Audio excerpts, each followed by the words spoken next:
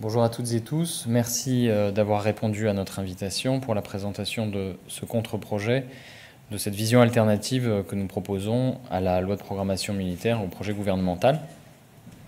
D'abord, je souhaite vous présenter rapidement les grands axes de critique du projet gouvernemental, de la loi de programmation militaire, les raisons pour lesquelles il nous a paru indispensable de présenter une vision alternative, telle qu'elle va être évidemment défendue au cours du débat en séance.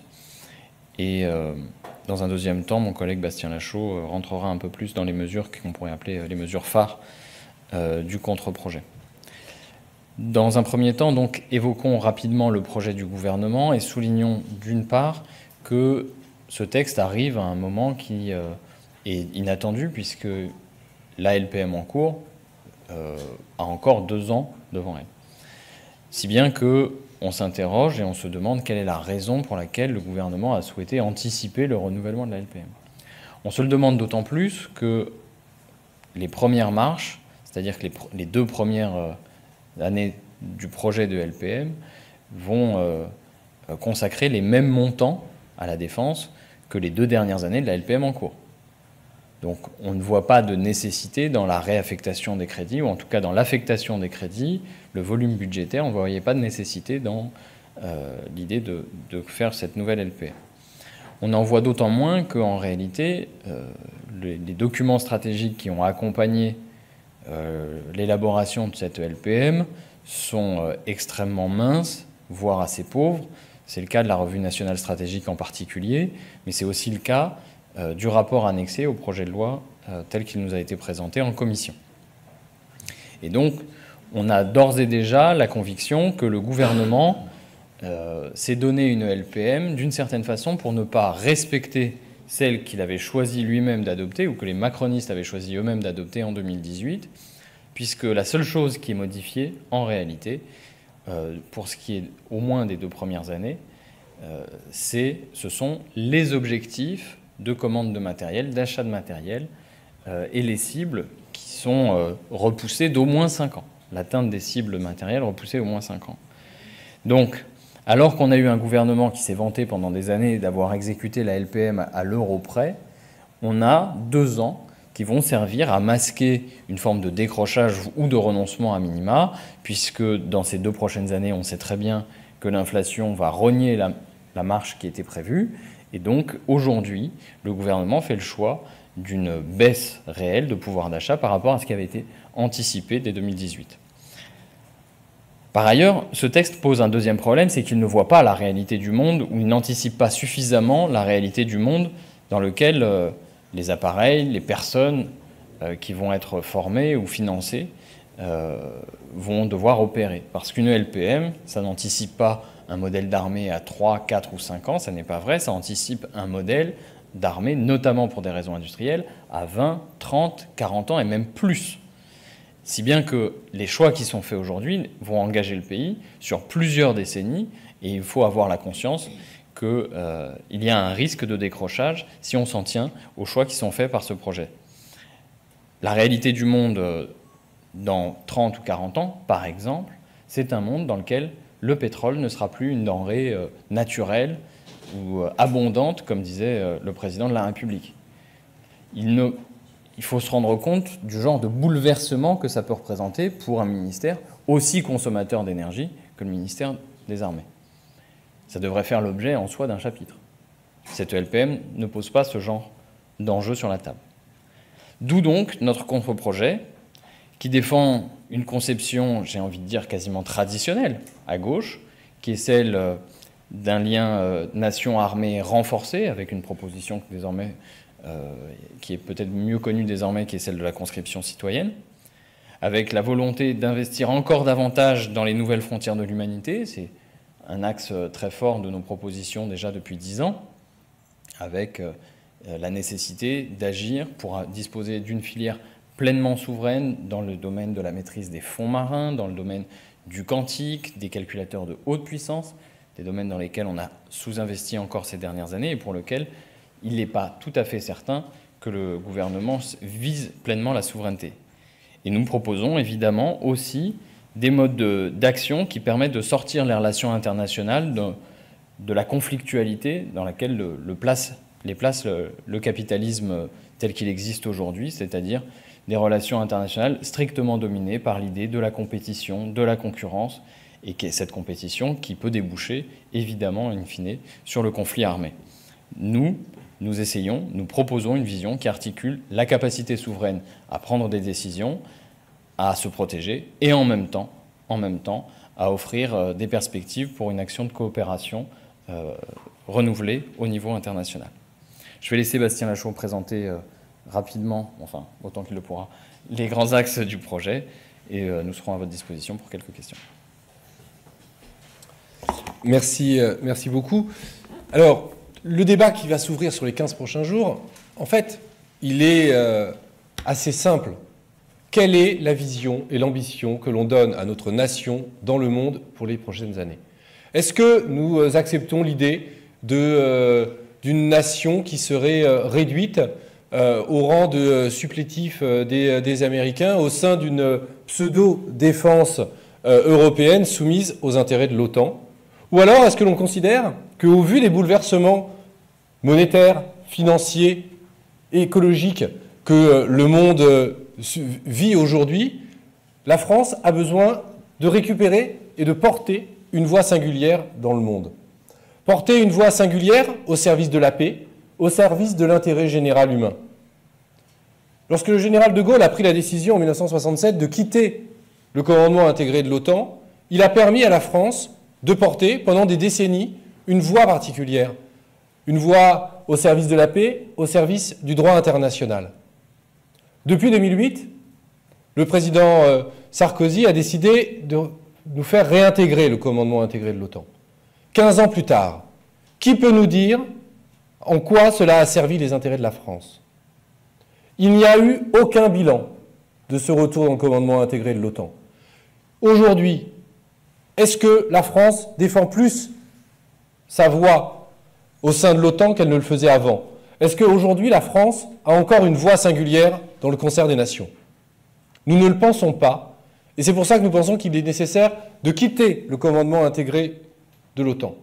Non pas pour des raisons militaires, non pas pour des questions de matériel, pour envoyer un signal au monde, pour dire au monde, la France est là, la France qui est une nation non pas occidentale, mais une nation présente sur l'ensemble des océans, une nation qui va subir dans ses territoires l'ensemble des bouleversements climatiques qui arrivent, eh bien cette France a des propositions à faire. A des propositions à faire à toutes ces nations qui refusent l'embrigadement dans un bloc, qu'il soit états-unien ou qu'il soit chinois ou qu'il soit russe. Des nations qui sont prêtes à travailler ensemble pour lutter contre le réchauffement climatique, pour mettre en place au sein de l'ONU un régiment de casques bleus climatique pour répondre aux catastrophes climatiques. Bref, un monde qui soit des nations qui sont prêtes à travailler pour un traité de démilitarisation de l'espace.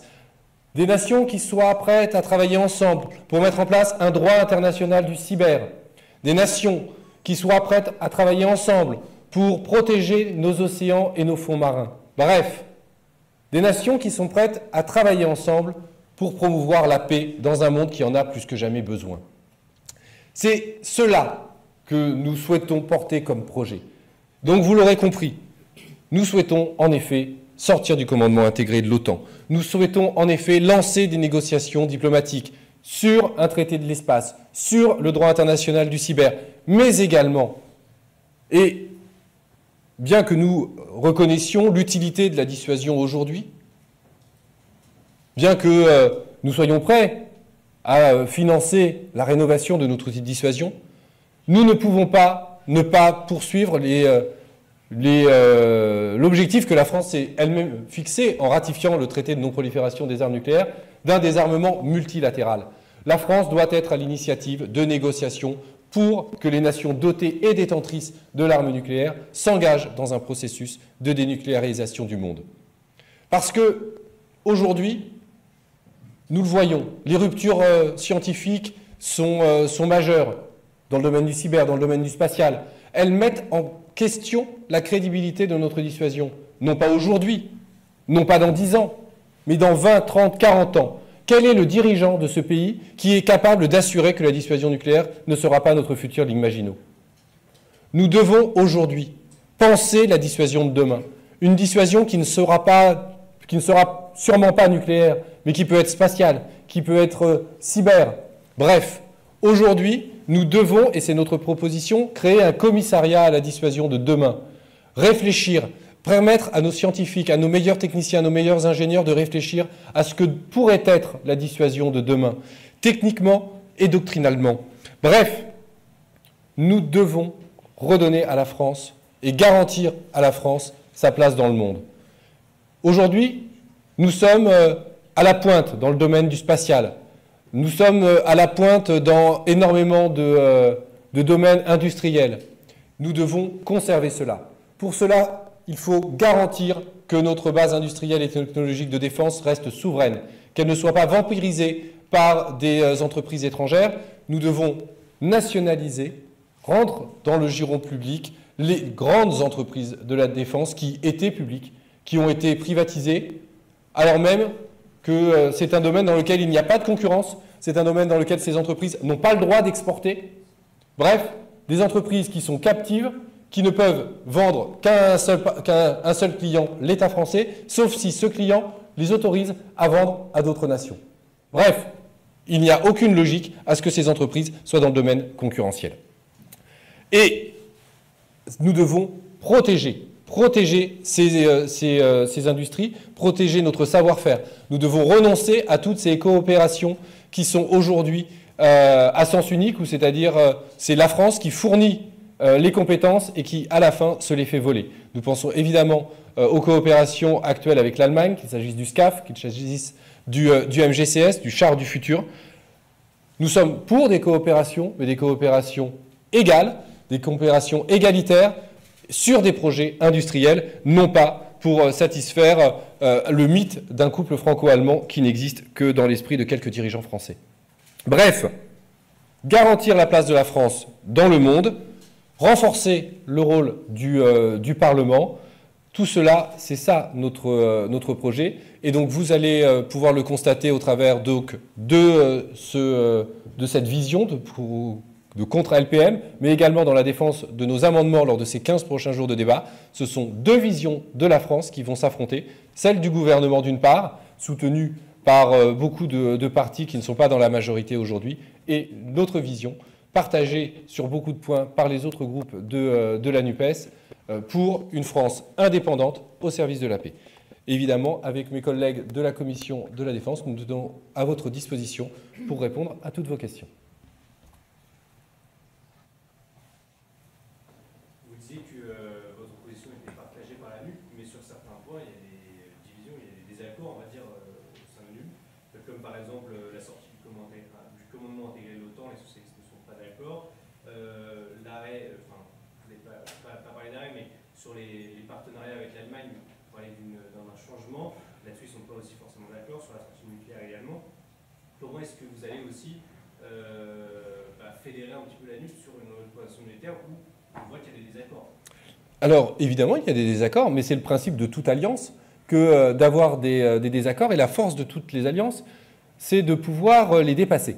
Si vous regardez attentivement les amendements qui ont été déposés, vous verrez que sur la question des partenariats militaires européens, sur la question des coopérations industrielles, sur la question de l'OTAN, nous avons déposé des amendements co-signés, notamment par Cyrielle Châtelain, présidente du groupe des écologistes, par Anna Pic, qui est la chef de file des socialistes, et par moi-même, pour montrer que nous pouvons travailler ensemble et avancer. Vous avez cité l'exemple de l'OTAN, eh bien vous verrez que nous avons co-signé un amendement qui a été également déposé par le groupe GDR, qui fixe comme objectif que tous les 5 ans, le Parlement émette un rapport sur l'intérêt pour la France d'être membre de ce commandement intégré de l'OTAN, et que le Parlement se prononce par un vote pour ou contre la sortie du commandement intégré de l'OTAN. Nous avons donc là une position commune de l'ensemble des forces de la NUPES sur le fait de soumettre la question de la présence de la France au sein du commandement intégré de l'OTAN,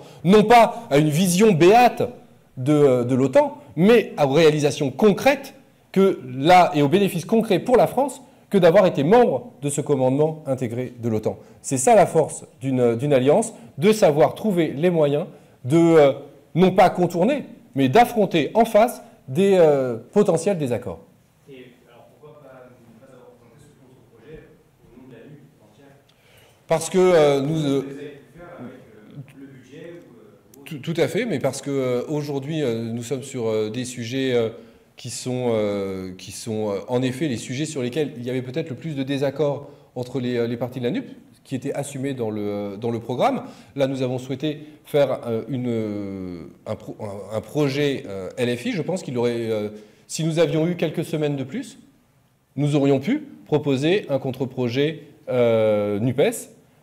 Aujourd'hui, les délais du Parlement étaient tels que nous avons préféré une présentation LFI avec, en parallèle, des amendements communs, et j'aurais pu vous en présenter d'autres, que nous signions avec la NUPES. Et vous le savez, sur les questions européennes, nous sommes, nous, favorables à ce que soient discutées les questions de défense européenne, de coopération industrielle, dans le cadre des discussions sur la constitution d'une liste unique que nous espérons de la NUPES pour les élections européennes.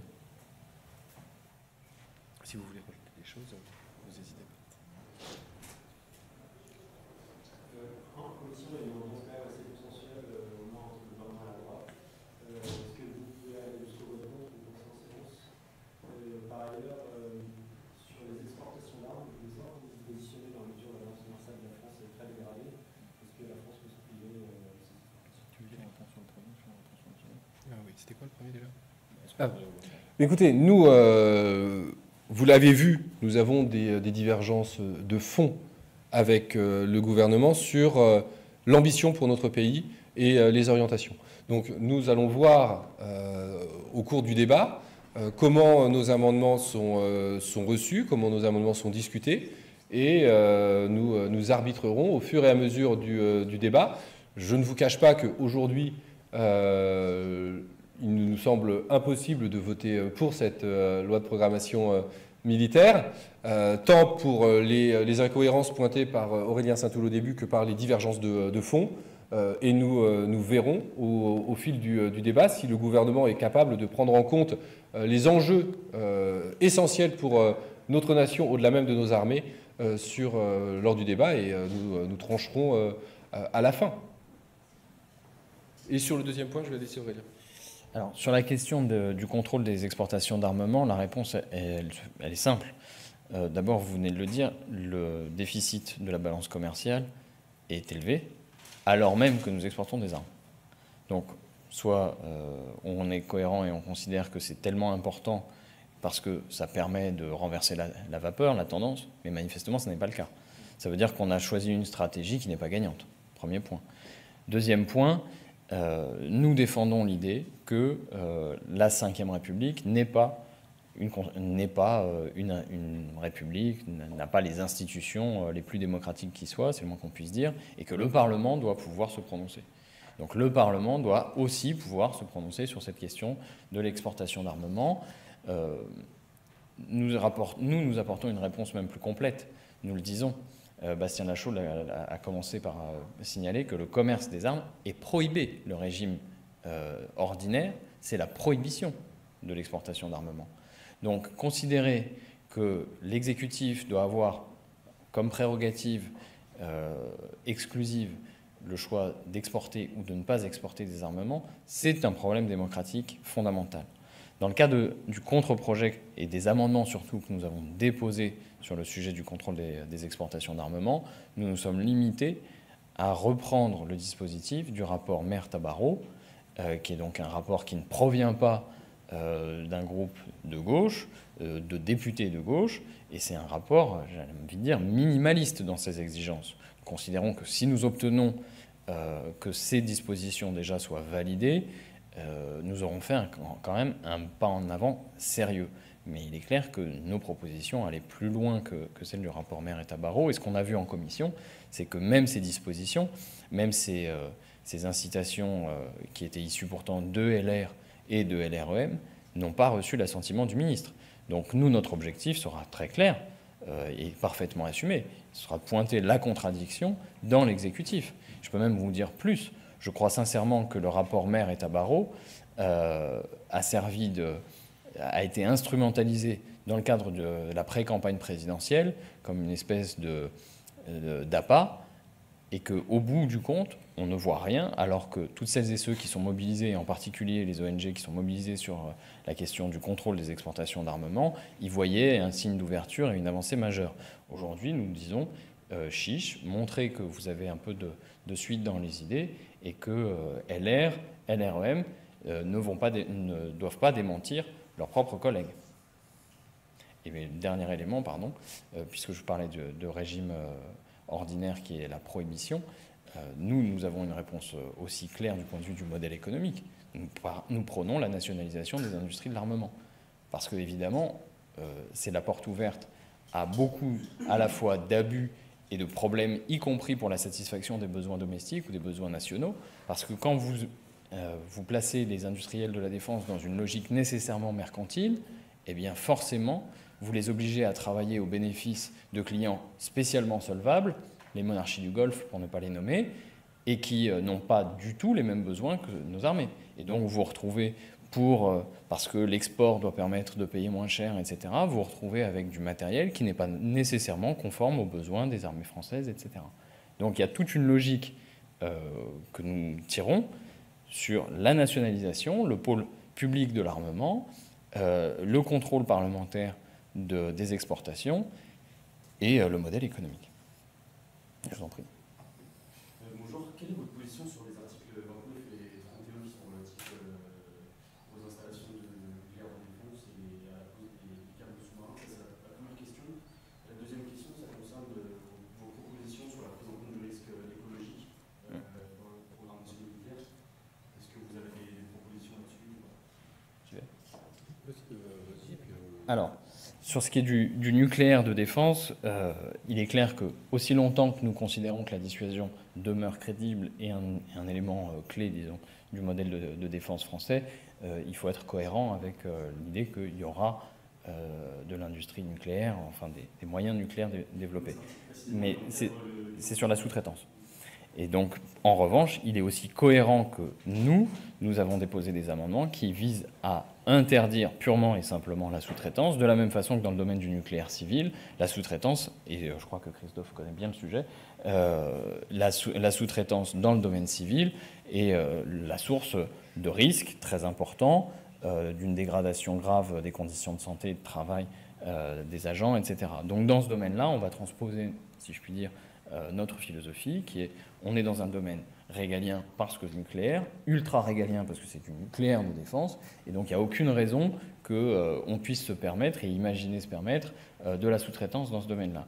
Pour ce qui est de l'impact plus global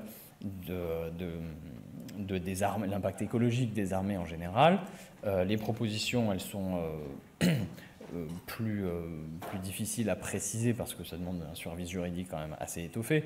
La question pose des câbles sous-marins. Nous disons sur les câbles sous-marins très simplement. Aujourd'hui, on évoque les questions des câbles sous-marins comme un problème soit de souveraineté du point de vue des données. C'est pas un énorme problème écologique, le câble en tant que tel. Le chalutage, etc., c'est bien plus problématique. Et c'est un problème de résilience. Parce qu'évidemment, si vous êtes dépendant, comme c'est le cas pour l'Internet français, des câbles sous-marins, bah évidemment, votre réseau va sauter pour peu que vous ayez un ennemi qui ait décidé de mettre 3 mines aux bons endroits.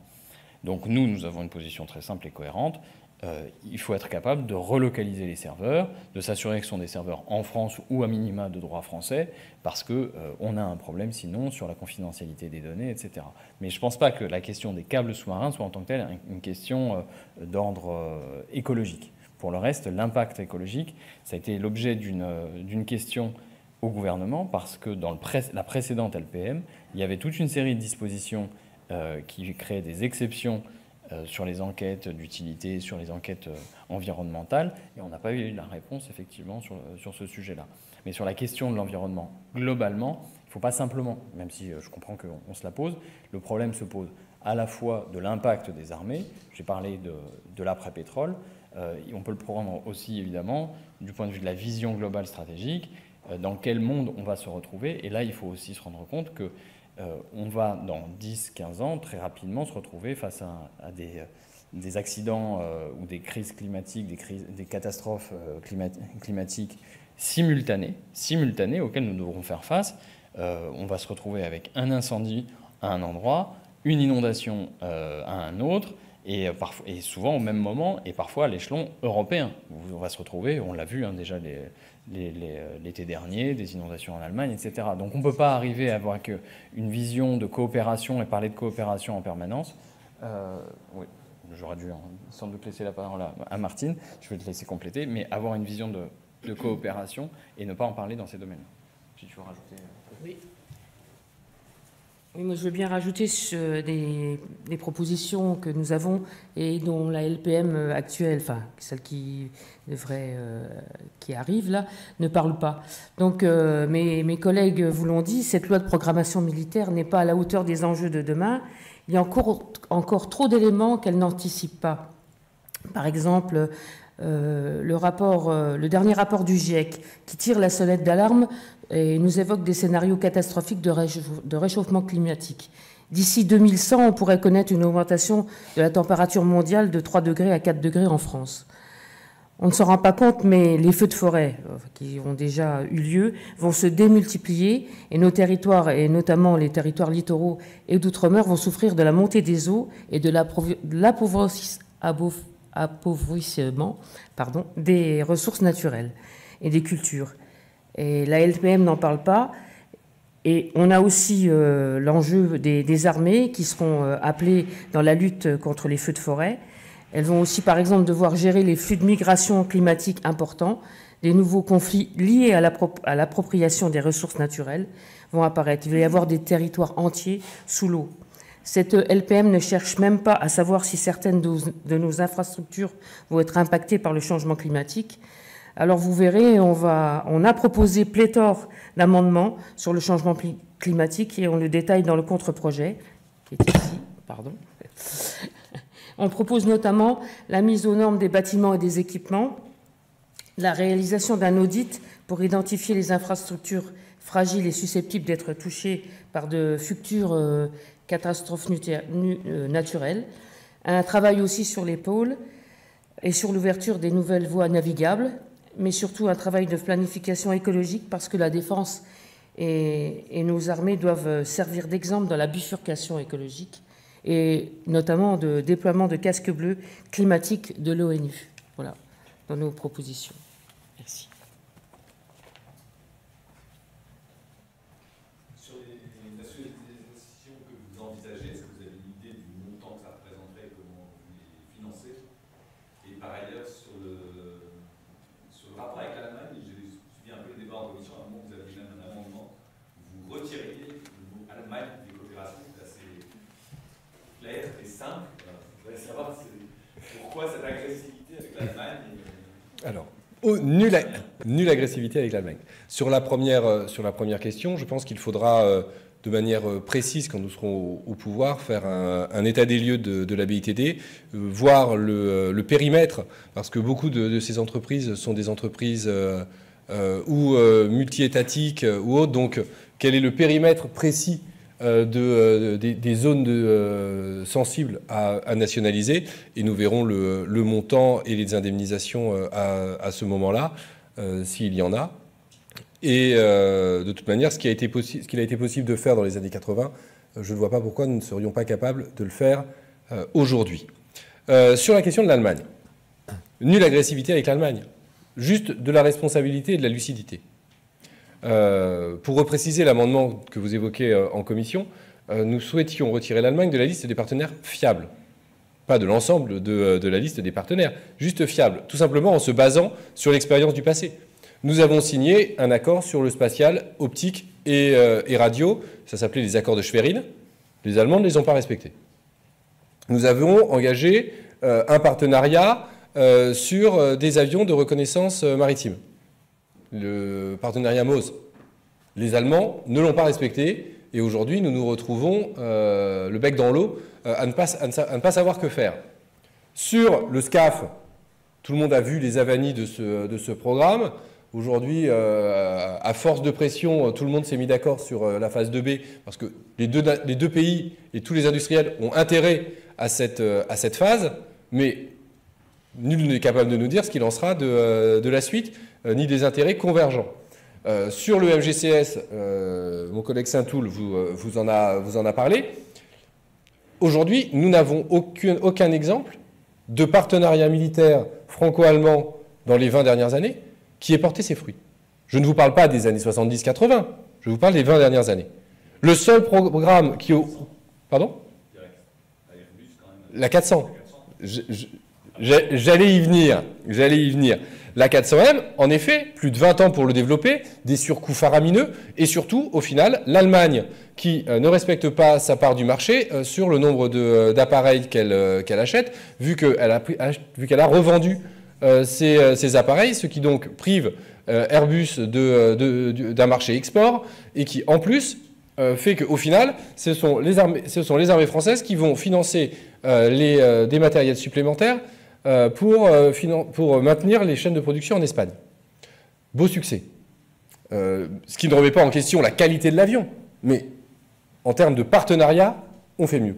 Donc, ce que nous disons, c'est que nous souhaitons lancer des partenariats industriels sur des bases égalitaires, dans des objectifs opérationnels avec l'ensemble des nations qui le souhaitent. Voilà. La réalité, c'est qu'avec l'Allemagne, nous n'avons pas les mêmes objectifs. L'Allemagne veut acquérir nos technologies et développer sa base industrielle. N'a pas les mêmes besoins, les armées allemandes, encore heureux, n'ont pas les mêmes besoins que les armées françaises en termes de matériel, parce que les deux armées n'ont pas le même modèle et n'ont pas la même doctrine d'engagement. Donc à partir de ce moment-là, l'Allemagne n'est pas un partenaire privilégié dans le domaine des coopérations militaires. Si vous regardez le spatial, aujourd'hui, nous avons des entreprises allemandes qui concurrencent Ariane Group ou ses filiales dans le domaine des micro-lanceurs, qui aujourd'hui met en péril la coopération européenne dans le domaine du spatial. Ce n'est pas la France, ce n'est pas l'Italie, c'est l'Allemagne. Donc à partir de ce moment-là, nous considérons qu'une nation qui nous fait concurrence dans un domaine où nous sommes une nation d'excellence, où les Français contribuent grandement au budget de l'espace, par habitant, nous sommes le deuxième contributeur net dans le domaine du spatial, au niveau mondial, il n'y a aucune raison que nous considérions que l'Allemagne soit un partenariat fiable, ce qui n'empêche pas d'avoir des relations amicales avec le peuple allemand.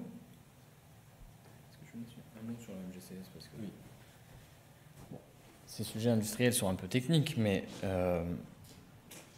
il y a le cas du MGCS sur lequel il faut revenir un instant, parce que c'est l'actualité la plus chaude, et c'est un des sujets qu'on néglige un petit peu.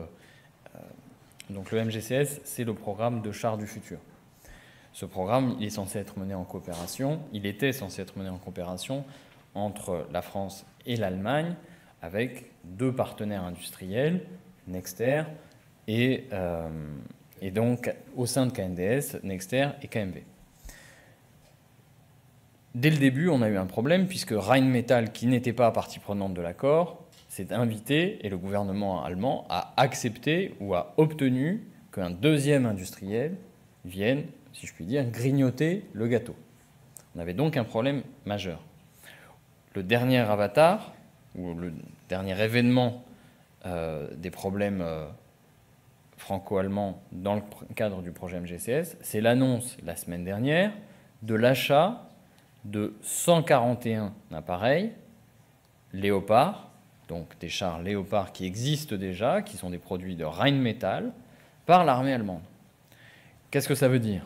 Ça veut dire que, manifestement, l'armée allemande ne compte pas sur la sortie prochaine d'un char du futur. Quand je dis prochaine, c'est à horizon de quelques années, enfin 5-15 ans, entre 5 et 15 ans, mais que l'armée allemande, et donc l'État allemand, considère que le renouvellement de son propre parc par des Léopards sera suffisant.